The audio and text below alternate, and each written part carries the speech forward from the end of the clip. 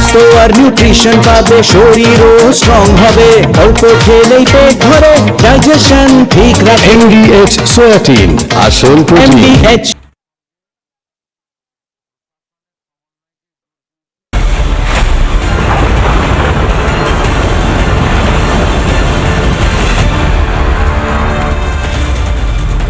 নমস্কার, জয় হিন্দ। দেখছেন কিশলয়ের অগ্নিবাণ, আমি কিশলয়। মমতা বন্দ্যোপাধ্যায়ের ভাইপো অভিষেক বন্দ্যোপাধ্যায় নাকি কোর্টে স্বস্তি পেয়েছে, এমনটা মিনমিনে মিডিয়া, কিছু মিনমিনে চ্যানেলে হয়তো দেখেছেন, কিন্তু এই খবরটা সম্পূর্ণভাবে ভুল। অনেক কড়া নির্দেশিকার পর সাময়িকভাবে বলা হয়েছে যদি পুলিশ কোনো ব্যবস্থা নিতে হয় তাহলে কোর্টের পারমিশন লাগবে, কিন্তু তার সঙ্গে সঙ্গে কি বলা হয়েছে তা মিডিয়া, মিনমিনে মিডিয়া আপনাকে দেখায়নি। রিপাবলিক বাংলা দেখিয়েছে অভিষেক বন্দ্যোপাধ্যায়, মমতা বন্দ্যোপাধ্যায়ের ভাইপো, তার বিদেশ যাত্রা নিয়ে নিষেধাজ্ঞা জারি হয়েছে। হাইকোর্টের তরফ থেকে বিচারপতি কড়া অবজারভেশন রেখে বলেছেন যে এই ভয়ঙ্কর কথাগুলো, আমি কোট আনকোট বলছি না, আমি সারমর্ম বলছি, বিচারপতি যা জানিয়েছেন, হাইকোর্ট যা অবজারভেশন দিয়েছেন যে এই ভয়ঙ্কর উস্কানিমূলক বক্তব্য ভাইপো মমতা বন্দ্যোপাধ্যায়ের ভাইপো অভিষেক বন্দ্যোপাধ্যায় ভোটের আগে যেগুলো রেখেছেন সেগুলো ওনার সাজে না, সেই কথাও বলেছে কোর্ট। এবং তার সঙ্গে সঙ্গে কোর্ট বলেছে যদি সত্যি এই দল জিতে যেত তাহলে এই ভয়ঙ্কর কথাগুলো, এই ভয়ঙ্কর হুমকিগুলো কি সত্যিই হতো? মানে বিচারপতি আশ্চর্য হয়ে যাচ্ছেন ভাইপো অভিষেক বন্দ্যোপাধ্যায়ের কথা শুনে। এই খবরটা হলো সত্যি খবর, যে মিনমিনে মিডিয়া বলছে অভিষেক বন্দ্যোপাধ্যায় নাকি চরম স্বস্তিতে আছেন, আমি বলবো উনি চরম অস্বস্তিতে আছেন। একদিকে কলকাতা মিউনিসিপ্যাল কর্পোরেশনের নোটিশ এসে গিয়েছে, দুয়ারে বুলডোজার, যে কোনো মুহূর্তে ভাঙা পড়বে শান্তিনিকেতন, হবে চরম অশান্তি। আর অন্যদিকে হাইকোর্টে একের পর এক থাপ্পড়, ডান দিক বাম দিক বাদিক করে থাপ্পড়, অর্থাৎ আইনি থাপ্পড় ভাইপোর গালে আইনিভাবে হাইকোর্টে। স্পষ্ট হলো আসলে মমতা বন্দ্যোপাধ্যায়ের ভাইপো অভিষেক বন্দ্যোপাধ্যায় যা যা করে এসেছেন তার জন্য এরপর হয়তো চরম ব্যবস্থা হবে। প্রথমেই বিশেষ প্রতিবেদন, তারপর হাই ভোল্টেজ ডিবেট। দেখুন। 7 তারিখে তৃণমূল আরামবাগ জিতুক বা হারুক, এবার আমি নিজে দায়িত্বে থাকব। 4 তারিখ 12টার পরে কোন জল্লাদের কত ক্ষমতা আর কার দিল্লির বাবা কাকে বাঁচাতে আসে আমি 4 তারিখ দেখব।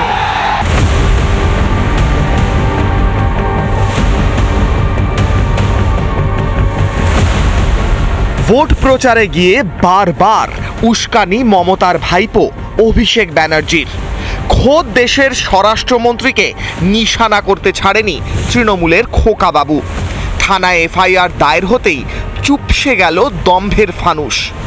এফআইআর খারিজের আর্জি নিয়ে সোজা হাইকোর্টে ছুটলেন তৃণমূলের যুবরাজ। যদিও আদালতেও ধোপে টিকল না ছেঁদো যুক্তি। মামলার শুনানিতে বিচারপতি বলেন একজন 3 বারের সাংসদ কিভাবে এমন দায়িত্বজ্ঞানহীন মন্তব্য করেন, এর প্রয়োজনীয়তা কি ছিল? পাল্টা কল্যাণ বন্দ্যোপাধ্যায়ের ছেঁদো যুক্তি। অমিত শাহ তো অনেক কিছু বলেছিলেন। বিচারপতি তখন বলেন 4 জুনের ভোটের ফল যদি অন্যরকম হতো তাহলে রাজ্যের আইন শৃঙ্খলা পরিস্থিতি নিয়ন্ত্রণের বাইরে চলে যেতে পারত। পাল্টা তৃণমূল সাংসদ তথা আইনজীবী কল্যাণ বন্দ্যোপাধ্যায় বলেন হয়তো সম্পূর্ণ শান্তি থাকতো। পাল্টা বিচারপতি ভট্টাচার্য বলেন আমাদের রাজনৈতিক ইতিহাস খুব ভালো কথা বলে না, মানুষ ভালোর কথা ভেবেই 2011-এ পরিবর্তন এনেছিল। এদিনের সওয়াল জবাবে এটা স্পষ্ট, অভিষেকের দায়িত্বজ্ঞানহীনতায় চরম চটেছে আদালত।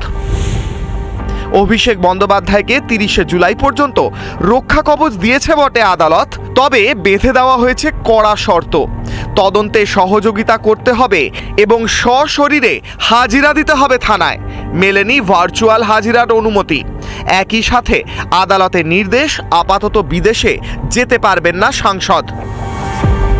আদালতে গিয়ে বাঁচার মরিয়া চেষ্টা করেন অভিষেক, কিন্তু আদালতও শুনল না অভিষেকের আবদার।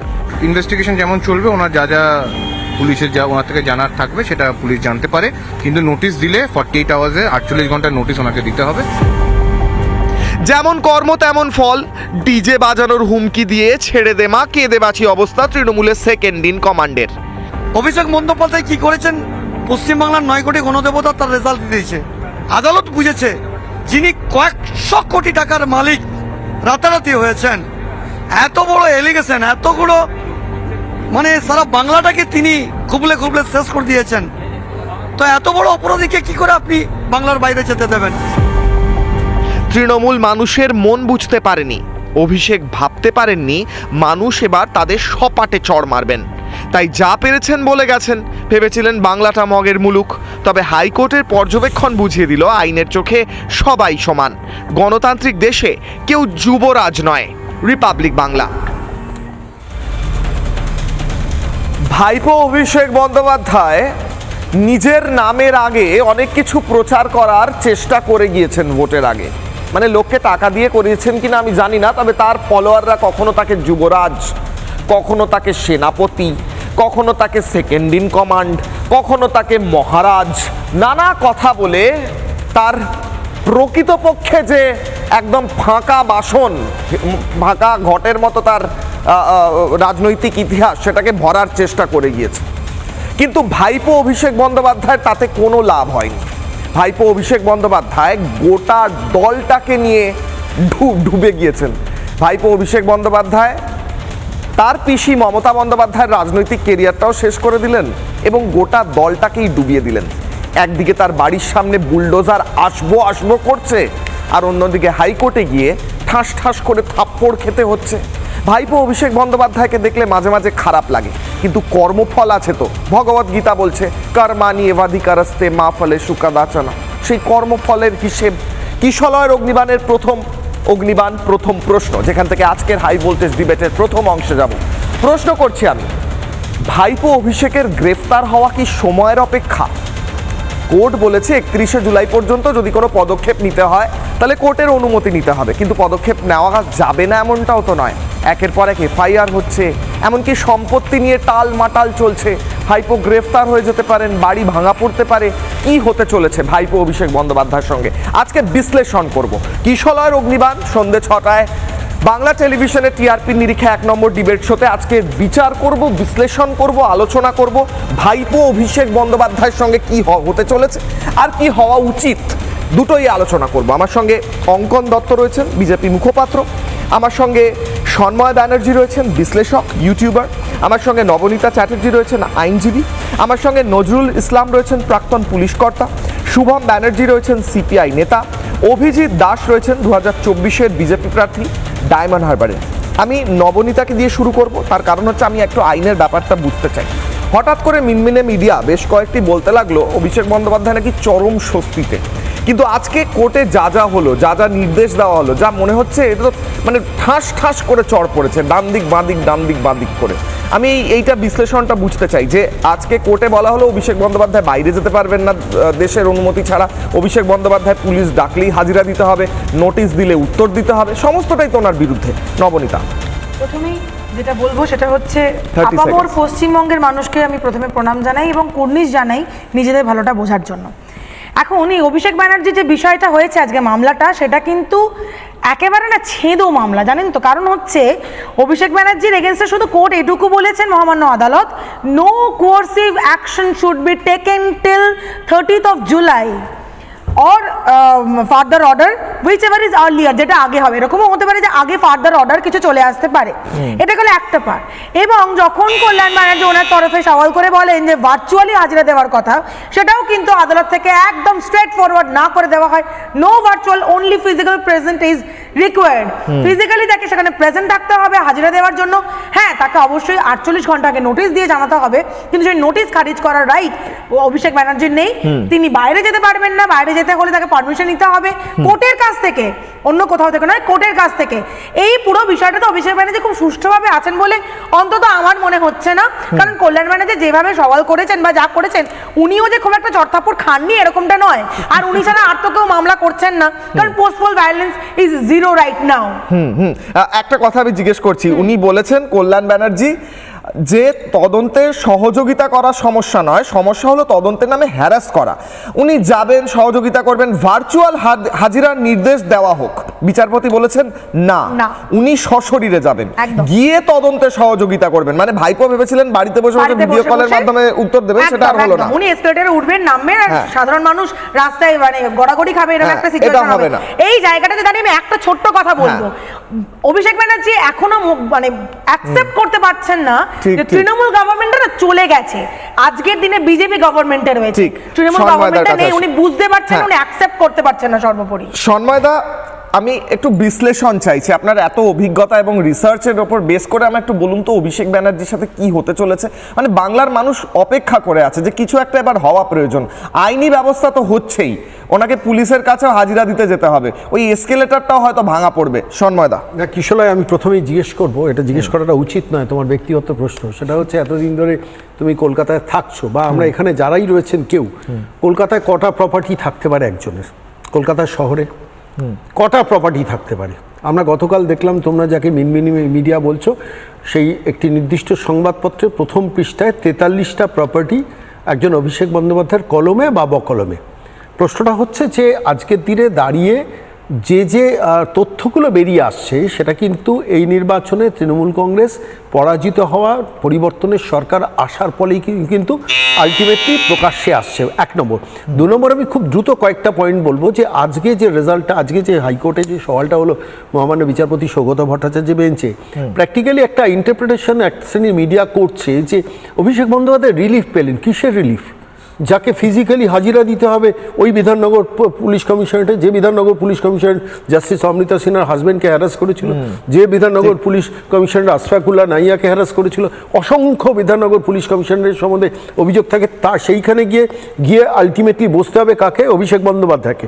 এবং that is the need of the hour, এক নম্বর। দু নম্বর হচ্ছে মূল যে আমি একটা জাস্ট আপনাকে অ্যাড করছি, আপনি নাম লিস্ট মানে নামের লিস্ট বলছেন, দীর্ঘ তালিকা। আমি বলি মমতা বন্দ্যোপাধ্যায়কে যখন প্রশ্ন করেছিলাম আমি যে আপনি কি ফাইল চুরি করে পালাচ্ছেন, এই ইলেকট্রনিক্স কমপ্লেক্স গিয়ে বসে থাকতে হয়েছিল স্যার, বসে থাকতে হয়েছিল। এখন অভিষেক ব্যানার্জি গিয়ে বসে থাকবেন। সব থেকে আজকে মামলার যেটা ইম্পর্টেন্ট দিক ছিল, যেটা নিয়ে কেউ আমরা আলোচনা সেভাবে করছি না, তোমরা করছো যদিও, সেটা যে মামলাটা কিসের জন্য হয়েছিল, যে এই এফআইআর গুলোকে খারিজ করা হোক। পাঁচটা ধারা, দুটো জামিনযোগ্য নয়, আর তিনটে জামিনযোগ্য। খারিজ হলো না, পরিষ্কার বলে দিন তদন্ত চলবে। এক, দুই হচ্ছে ভার্চুয়াল ফিজিক্যাল হিয়ারিং, যেটা নবনীতা রাইটলি পয়েন্ট আউট করছেন, ফিজিক্যালি যেতে হবে, ভার্চুয়াল শুনেই নয়। 3 নম্বর হচ্ছে বিদেশে যেতে পারবে না। আমার চিন্তাটা একটু অন্য জায়গায়, তাহলে দুবাইয়ে 16 জন বান্ধবী, এদের সঙ্গে টাকার ম্যানেজমেন্টটা তো আটকে গেল, একটু সমস্যা হয়ে গেল না? 3 নম্বর। 4 নম্বর হচ্ছে গ্রেফতার এখনই নয়, অর্থাৎ গ্রেফতার হতে পারে, এখন নয়, ফার্দার টিয়ারিং এর পরে। মানে কতটা এম্বারাসমেন্ট সর্বভারতীয় তৃণমূল কংগ্রেসের সর্বভারতীয় সাধারণ সম্পাদকের, এটা এম্বারাসমেন্ট নয়? পঞ্চম, ভৎসনা। তো আজকে কলকাতা হাইকোর্টে যেটা হয়েছে, ভৎসনা হয়েছে। একজন 3বারে নির্বাচিত জনপ্রতিনিধির মুখের ভাষা।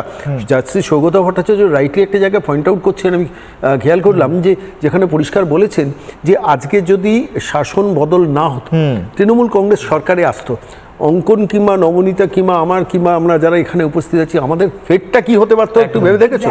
উনি বলেছেন যদি মামলাকারীর দল ক্ষমতায় আসতো, এগুলো সত্যিই হতো, মানে যে ঘটনাটা এতে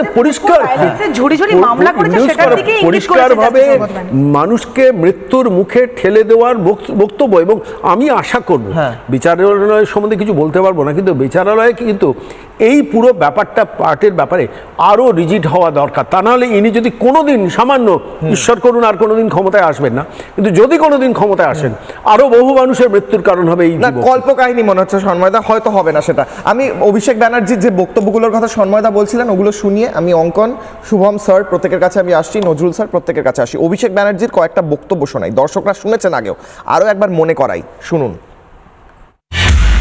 দায়িত্ব নিয়ে বলছি, প্রথম দফায় 23 তারিখ একবারে উত্তর থেকে জঙ্গলমহল, যেখানেই ভোট হবে সবাই বিজেপির মাথা, ঘাড়, হাত, পা ভাঙবে। আর দ্বিতীয় দফায় পূর্ব বর্ধমান আর আমাদের দক্ষিণ 24 পরগনা, হাওড়া, হুগলি, কলকাতায় আমরা ঘাড় আর মেরুদণ্ডটা ভেঙে এদের ভোকাট্টা করে বলো হরি হরি বল, বহিরাগতদের খাটে তোল বলে বিদায় দেবো।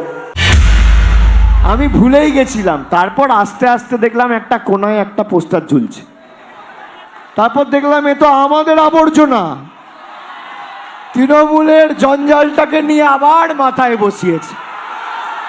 আমরা যাদের বিরুদ্ধে চুরি দুর্নীতির অভিযোগ রয়েছে, আচ্ছা পুরসভা ইলেকশনে ওয়ার্ডে হেরেছে, তাকে দাঁড় করিয়েছে বিধানসভায়, ফার্স্ট ডিভিশন খেলতে পারে না, আই লিগ খেলতে নেমেছে। তৃণমূল যাদেরকে নর্দমায় নোংরার বালতিতে ফেলে দিচ্ছে, অমিত শাহ নরেন্দ্র মোদী এসে বালতি থেকে খুঁজে খুঁজে বার করে একটা করে মণিরত্নের মতো মাথায় বসাচ্ছে। দেখি নরেন্দ্র মোদীর কত ক্ষমতা। গুজরাট থেকে, মধ্যপ্রদেশ থেকে এসে আমাদের ধমকাচ্ছে, বেটা আমি যেই মাটিতে বড় হয়েছি, যেই মাটিতে জন্মেছি, থেকেছি, খেয়েছি, পড়েছি, বড় হয়েছি, আমার বাপ ঠাকুরদা জন্মেছে, আমার মা জন্মেছে, তার বাবা জন্মেছে, তার বাবা জন্মেছে, প্রজন্মের পর প্রজন্ম যেই মাটিতে, তুমি বেটা আমার মাটিতে এসে আমাকে ধমকি দেবে? আমাদের বাঙালিকে বলছে উল্টা করকে লটকা কে সিধা কর দেগা। কে বলছে? গুজরাটি গুন্ডা। আরে সব ধমকি চমকি না দিয়ে যদি বুকের পাটা থাকে আর সৎ সাহস থাকে, 4 তারিখ কলকাতায় থাকবেন, বেলা 12টার পর দেখা হয়। কার কত দাম, কার কত শক্তি, বাংলার মানুষ 4 তারিখ প্রমাণ করবে। বাংলার মানুষ 4 তারিখ প্রমাণ করে দিয়েছে। অঙ্কনের কাছে যাই। অঙ্কন, বিজেপির ঘাড় হাত পা ভেঙে সব চৌচির করার কথা, গুজরাটি গুন্ডা নাকি ব্যাটা এইসব শব্দ ব্যবহার করা, মানে আমি তো অপেক্ষা করছি যে যা হয়েছে যথেষ্ট বলেছে। হ্যাঁ, খাটে তোলার কথা বলছে, খাটে তোলার কথা বলছে। ঠিক। অঙ্কন 30 সেকেন্ড। না, আমার মনে হচ্ছে আজকের দিনটা অত্যন্ত প্রাসঙ্গিক। বলহরি হরিবল বলে ডায়মন্ড হারবারের জনতা আজকে কাকে খাটে তুলছে, কার আজকে কোন দলের মেরুদণ্ড আজকে ফলতার বুকে ভেঙে গেল, এটা তো আজকের দিনে পরিষ্কার হয়ে যাচ্ছে। যাকে জাহাঙ্গীর, যে জাহাঙ্গীরকে পুষ্পা বানিয়েছিলেন এই অভিষেক বন্দ্যোপাধ্যায়, সেই পুষ্পাই তো ঝড়ে ভেঙে গেল তার মেরুদণ্ড। আসলে কি বলুন তো, আবর্জনা বলছিলেন না, পিসি মুখ্যমন্ত্রী হলে আবর্জনাও নিজেকে হিরে মনে করে।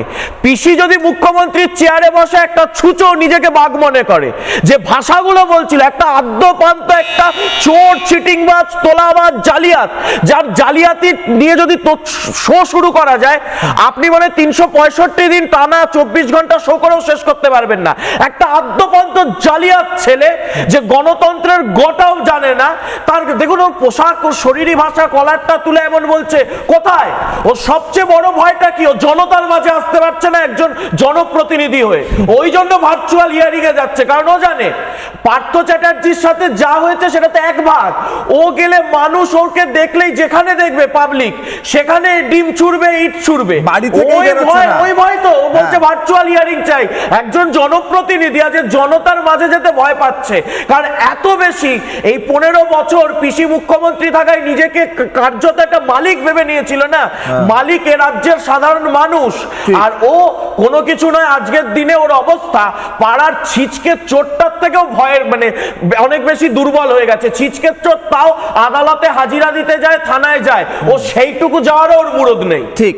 আমার সঙ্গে নজরুল ইসলাম রয়েছেন। আদালতে যাওয়ারও মুরদ নেই অভিষেক ব্যানার্জির, এমন একটা অবস্থা হয়েছে। নজরুল স্যার, আমার প্রশ্ন হচ্ছে, কেউ যদি বলে ঘাড় হাত পা ভেঙে দেবো, খাটে তুলে দেবো, বলহরি হরিবোল করে দেবো, মেরে ফেলবো, কবর খুঁড়ে দেবো, এই সমস্ত কথা, তাহলে তো আমার মনে হয় তার অ্যারেস্টই হওয়া উচিত। মানে এটা তো আইন বলে হয়তো।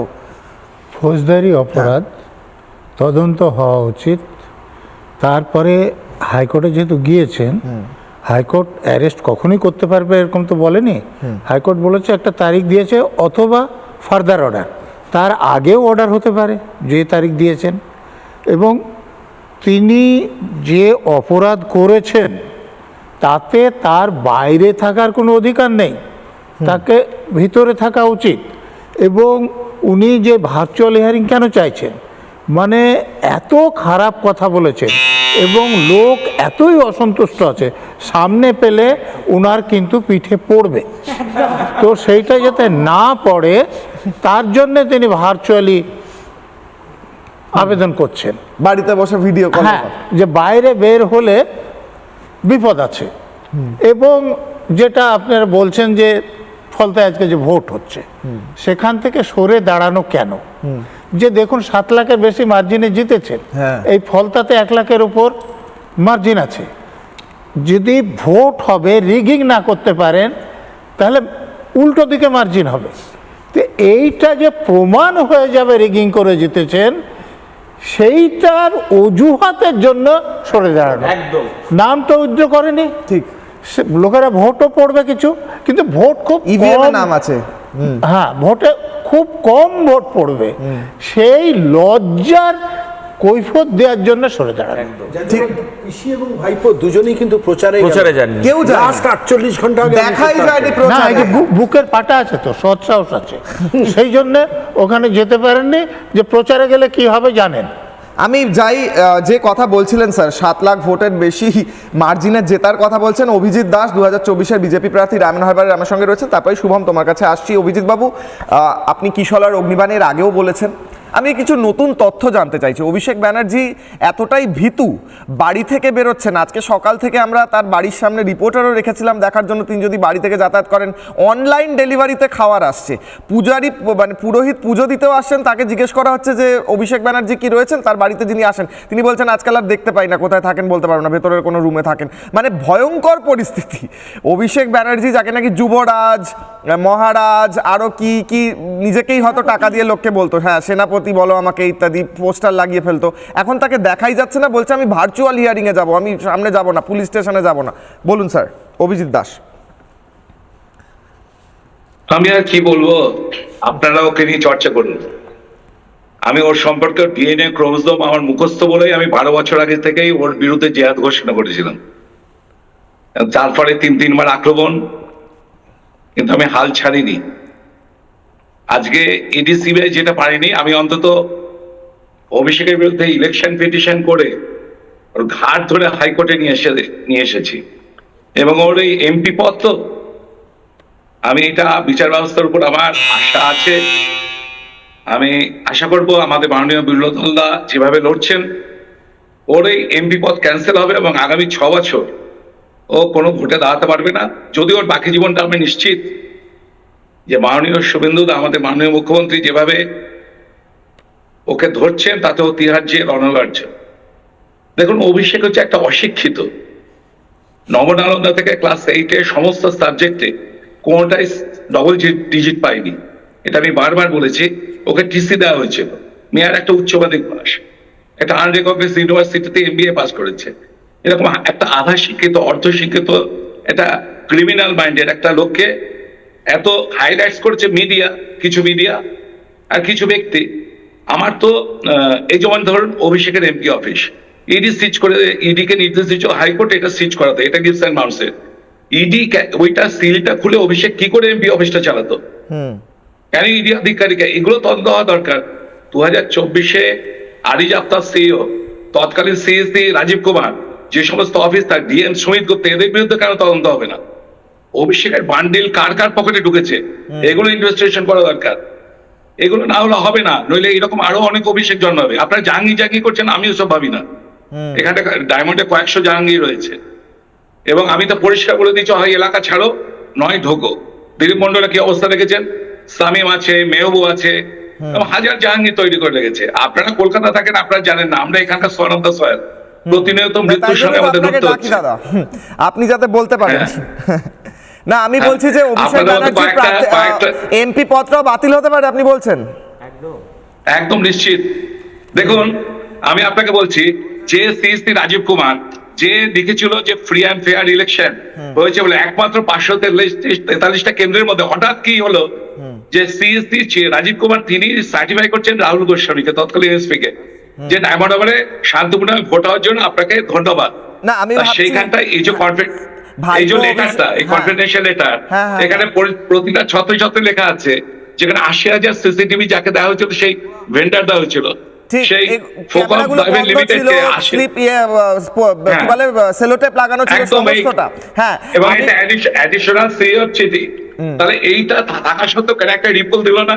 ঠিক কিসের রিপোর্ট জন্য কেন দিল না? ঠিক কথা, ঠিক প্রশ্ন, কেন এবং দিল এটা না? অবশ্যই চ্যালেঞ্জ হওয়া উচিত এবং Immediate নতুন করে তদন্ত হওয়া উচিত। দাদা আমি আপনার কাছে আসছি, একদম। আমার চিন্তা হচ্ছে যে অভিষেক ব্যানার্জির যদি সাংসদ পদটাও বাতিল হয়ে যায় তাহলে তো ওই যে 4-5টা সিকিউরিটি আছে সেটাও আর থাকবে না, তখন তো সত্যিই লোকে পিঠে দুগা দিয়ে দেবে রাস্তায়। এটা তো একটা চিন্তার বিষয়। আমি শুভমের কাছে আছি। শুভম, আপনাদের মানে আমি দেখলাম যে ভোটে ফলতার যে নির্বাচন চলছে সেখানে সবার পার্টিসিপেশন দেখলাম, তৃণমূলের পার্টিসিপেশন দেখলাম না, বামেদেরও পার্টিসিপেশন দেখলাম। মানে আমি ভাবছি ভবিষ্যতে এরকম না হয় যে বিজেপি, সিপিএম আর কংগ্রেসই রইল, এই তৃণমূল দলটাই কর্পূরের মতো উবে গেল। মানে এটা খুব ভবিতব্য হতে চলেছে মনে হচ্ছে। শুভম, দেখো, প্রথমে একটা কথা বলি, সেটা হচ্ছে ওই যে কোর্টের থেকে অনুমতি নিয়ে বিদেশে যাওয়ার কথা বলা হচ্ছে না, আমার মনে হয় বিদেশে যাওয়ার কোনো অনুমতি আদালতে দেওয়া উচিত নয়। কারণ হচ্ছে এখন ভারতের কেবলমাত্র 48টা দেশের সাথে প্রত্যর্পণ চুক্তি আছে, তার বাইরের কোনো দেশে গেলে ফিরিয়ে আনা কঠিন। দ্বিতীয়ত হচ্ছে ধরুন ইউরোপের এরকম দেশ যেগুলো ফ্রান্স, জার্মানি বা ইউকে, যাদের সাথে প্রত্যর্পণ চুক্তি আছে সেরকম দেশে যাচ্ছি বলে গেল, গিয়ে সেখান থেকে ইউরোপ থেকে চলে গেল হচ্ছে ডেনমার্ক, ফিনল্যান্ডের মতো দেশে, সেক্ষেত্রে তো তাদের সাথে তো তারা তো পলিটিক্যাল শেল্টার দেয় এবং সেই সব দেশে চলে গেলে তো ফিরিয়ে আনাই যাবে না। সুতরাং আমার মনে হয় কোর্টের বিদেশে যাওয়ার অনুমতিটাই দেওয়া উচিত নয়। দ্বিতীয় কথা হচ্ছে আজকে ফলতার নির্বাচনে এই যে জাহাঙ্গীরের এই ঘোষণা আমি ভোটে লড়ছি না, এটাকে মনোনয়ন প্রত্যাহার বলে না। নজরুলদা কিছুটা ঠিকভাবেই বলছিলেন, মনোনয়ন প্রত্যাহার হয়ে যাবার, ডেট চলে যাবার এতদিন বাদে নির্বাচনের দুদিন আগে মুখে বলে দিলাম আমি লড়ছি না, এটাকে মনোনয়ন প্রত্যাহার বলে না। আজকে ওই নির্বাচনে ব্যালট বক্সে ব্যালটে তৃণমূলের সিম্বলও ছিল এবং জাহাঙ্গীরের নামও ছিল। সুতরাং আমি বলছি যদি আজকের যে ভোট হলো তার ফল বেরোলে যদি দেখা যায় যে তৃণমূল প্রার্থী 10,000 ভোট পায়নি কি 15,000 ভোটও পায়নি, তাহলে তো এটা প্রমাণ হয় যে সেই আসনে 3 বছর আগে সেই আসনে এই 1,68,000 শুধু লিড, এটা হতে পারে না, এটা অসম্ভব, সেটা তো প্রমাণ হয়। তাহলে তার সাংসদ পদ বাতিল হবে কিনা পরের কথা, আজকে তো অভিষেক ব্যানার্জি নিজেরই উচিত সাংসদ পদ থেকে পদত্যাগ করে দেওয়া। এটা তো প্রমাণ হচ্ছে যে সে সঠিকভাবে ভোটে জয়ী হয়নি যদি আজকে রেজাল্টে 10,000 15,000 ভোট পায়। আর তৃতীয় আরেকটা কথা যেটা না বললে আমি পারছি না, সেটা হচ্ছে এই যে বক্তৃতা অভিষেক ব্যানার্জি দিচ্ছেন, যেটা আমরা মানে নির্বাচন হওয়ার আগেই দেখেছি, তাহলে সেখানে আজকে নির্বাচনী যে বিধি, সে নির্বাচনী বিধিতে এই ধরনের হুমকিমূলক বক্তৃতা, প্ররোচনামূলক বক্তৃতা সেটা তো দেওয়া যায় না, নির্বাচনী বিধি অনুযায়ী দেওয়া যায় না। তাহলে কেন ইলেকশন কমিশন নির্বাচন চলাকালীন ব্যবস্থা নিয়ে তাকে শোকজ করা বা এই ফার্দার কোনো নির্বাচনী মানে প্রচারে অংশ নেওয়া কেন আটকালো? ডেথ থ্রেট দিয়েছে, অ্যারেস্ট হওয়া উচিত। কিশলয় অগ্নিবাণের ব্রহ্মাস্ত্র, এই ব্রহ্মাস্ত্র থেকেই ক্লিয়ার হবে আমি কেন এই বক্তব্যটা শোনালাম। কিশলয় অগ্নিবাণের ব্রহ্মাস্ত্র আপনাদের স্ক্রিনে। আমি কিশলয় প্রশ্ন করছি, মমতা বন্দ্যোপাধ্যায়কে তার সম্পূর্ণ রাজনৈতিক কেরিয়ার সহ ডুবিয়ে দিল অভিষেক ব্যানার্জি। মমতার তরি ডুবল ভাইপোর হাতে। এই অন্ধ স্নেহ, একজন ব্যক্তি যে অপদার্থ, যার কোনো রাজনৈতিক অথবা অন্য কোনো স্কিল নেই, তাকে সম্পূর্ণটা দিয়ে মমতা বন্দ্যোপাধ্যায় নিজেও ডুবলেন, সম্পূর্ণটা নিয়ে ডুবলেন। একমাত্র দায়ী অভিষেক না মমতা বন্দ্যোপাধ্যায় ইকুয়ালি দায়ী? আমি বোঝার চেষ্টা করবো। সন্ময়দা 30 সেকেন্ড, সময় কম, 30 সেকেন্ড করে। সেটাই বলছি, সেটা হচ্ছে এই কথাটা কিশোরে আজকে যেটা এখানে শোতে উচ্চারিত হচ্ছে, তুমি কুণাল ঘোষের বক্তব্য শোনো, যে এই ডায়মন্ড হারবারের পুষ্পার ব্যাপারে বলতে গিয়ে বললেন যে ডায়মন্ড হারবার মডেল, এবার ওর ব্যক্তিগত ব্যাপার। ববি হাকিম কি বললেন? ববি হাকিম বললেন যে আমি ওর ইজারা নিয়ে বসে থাকিনি, আমি ল ইমপ্লিমেন্টে, আমি ল মেকার, আমি ইমপ্লিমেন্টিং অথরিটি নেই। কলকাতা পুরসভার চেয়ারম্যান কোনোদিন বলেন? তার মানে ঘরে কিন্তু যুদ্ধটা লেগে গেছে। অভিষেক বন্দ্যোপাধ্যায়কে পছন্দ করছেন না কুণাল ঘোষ বলুন, ববি হাকিম বলুন, অরূপ বিশ্বাস বলুন, তার পরের লাইনে সবাই পছন্দ করছেন। কিন্তু মমতা বন্দ্যোপাধ্যায় 80 বছর বয়স্ক একটা মানুষকে, শোভনদেব চট্টোপাধ্যায়ের মতো মানুষকে, যিনি এত বছরের বিধায়ক, তাকে উঠে দাঁড় করিয়ে বলছেন অভিষেক বন্দ্যোপাধ্যায় ভালো কাজ করেছেন, আপনি হাত তুলুন।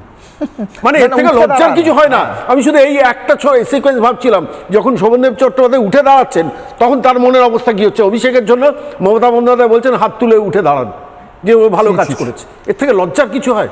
অঙ্কন 30 সেকেন্ডস, পুরো সম্পূর্ণটা নিয়ে ডুবে। আসলে কি অভিষেক বন্দ্যোপাধ্যায় আপনাদের ধুরন্ধর?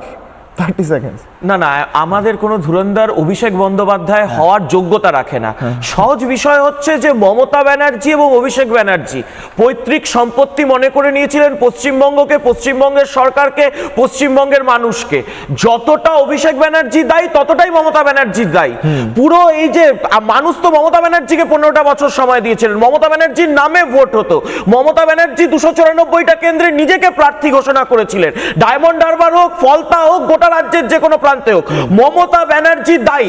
এই যে যাবতীয়, এমনকি এই যে তোলাবাজ দুর্নীতিগ্রস্ত ভাইপোকে, এই যে রাজনৈতিক প্রভাব, 2000টা পুলিশ সামনে, 2000টা পুলিশ পেছনে দিয়ে ভাইপোকে এই যে এই একটা উদ্ধত্ত, একটা উন্নাসিক, একটা দুর্নীতিগ্রস্ত রাজনৈতিক ব্যক্তিত্ব বানিয়েছে, সেও তো মমতা ব্যানার্জি।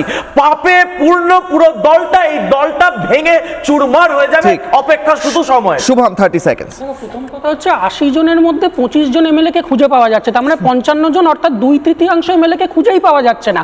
যাদেরকে পাওয়া যাচ্ছে তারা মমতা বন্দ্যোপাধ্যায়ের অত্যন্ত ঘনিষ্ঠ, সেই কুণাল ঘোষ, সেই ঋতব্রত বন্দ্যোপাধ্যায়, তারা প্রকাশ্যে অভিষেক বন্দ্যোপাধ্যায়কে নিয়ে মজা করছেন, সমালোচনা করছেন। তার ফলে সত্যি দলটাকে যেটুকু আছে সেটুকু টিকিয়ে রাখতে গেলেও অবিলম্বে মমতা বন্দ্যোপাধ্যায়ের উচিত অভিষেক বন্দ্যোপাধ্যায়ের বিরুদ্ধে সাংগঠনিক ব্যবস্থা নেওয়া। বিশেষ করে ফলতায় তার ঘনিষ্ঠতম ব্যক্তি মানে ভোটে লড়ছি না বলার পর ইমিডিয়েট উচিত সাংগঠনিক ব্যবস্থা নেওয়া। আর তৃতীয়ত হচ্ছে সত্যি তৃণমূল দলটা আগামী দিনে থাকবে না, আগামী দিনে মতাদর্শের লড়াই বিজেপির সাথে বামেদের লড়াই। 30 সেকেন্ড। আমি একটা কথা বলি, এখানে যে সাংগঠনিক ব্যবস্থা নেওয়ার কথা হয়েছে, অবশ্যই এটা মমতা বন্দ্যোপাধ্যায় নিয়েছেন। আমি একটা ইনফরমেশন দিই, মমতা বন্দ্যোপাধ্যায় জেতা বিধায়কগুলোকে নিয়ে প্রথম মিটিং করেছিলেন, সেই মিটিংয়ে যারা অভিষেক বন্দ্যোপাধ্যায় নামে ভুরি ভুরি গালাগাল করেছেন, ভুরি ভুরি অভিযোগ করেছেন, তাদেরকে বাধ্য করা হয়েছে তারা যেন উঠে ওনাকে স্যালিউট করে।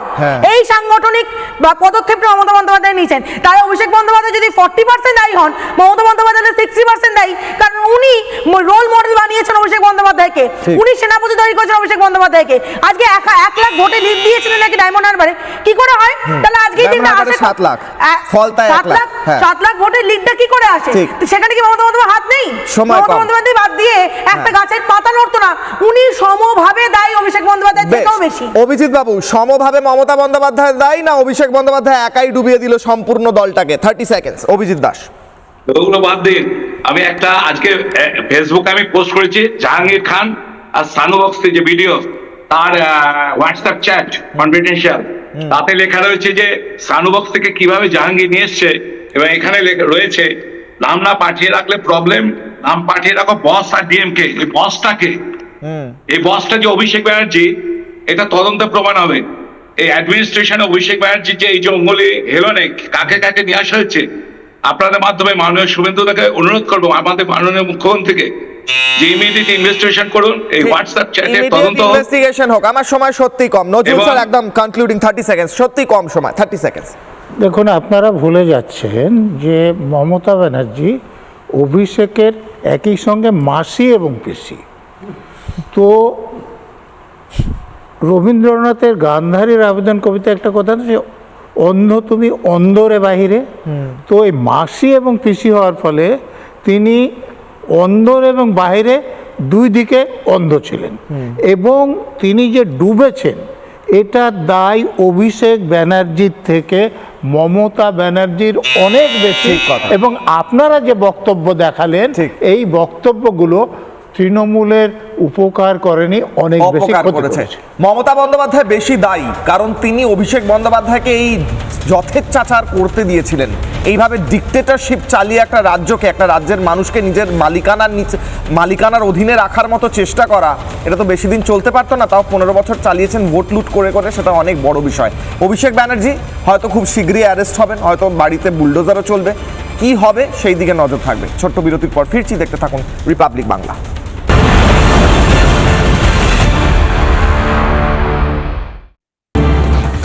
ব্রেকিং নিউজ, কোচবিহারে গ্রেফতার তৃণমূলের কাউন্সিলর। কিশলয়ের অগ্নিবাণে ব্রেকিং নিউজ। বিজেপি বিধায়ক ও বিধানসভার অধ্যক্ষকে ঘিরে বিক্ষোভ, রথীন্দ্রনাথ বসুকে ঘিরে বিক্ষোভ দেখানোর অভিযোগ, এবং সেই অভিযোগের ভিত্তিতে থানায় অভিযোগ হয়, এবং সেই ভিত্তিতে গ্রেফতার হয় কাউন্সিলর উজ্জ্বল তর। এই উজ্জ্বল তর যে কাউন্সিলরের সম্পর্কে কথা হচ্ছে, এই নিয়ে যখন কিশলয়ের অগ্নিবাণে আসেন রথীন্দ্রনাথ বসু, তাকে আমি প্রশ্ন করি আমি কিশলয়, তখন তিনিও বলেন যে ব্যবস্থা নেওয়া হবে সঠিক সময়। এইবার গ্রেফতার হয়েছেন তৃণমূলের কাউন্সিলর উজ্জ্বল তর। কোচবিহারে গ্রেফতার তৃণমূলের কাউন্সিলর, বিজেপি বিধায়ক এবং বর্তমানে স্পিকার বিধানসভার অধ্যক্ষকে ঘিরে বিক্ষোভ দেখানোর অভিযোগে গ্রেফতার।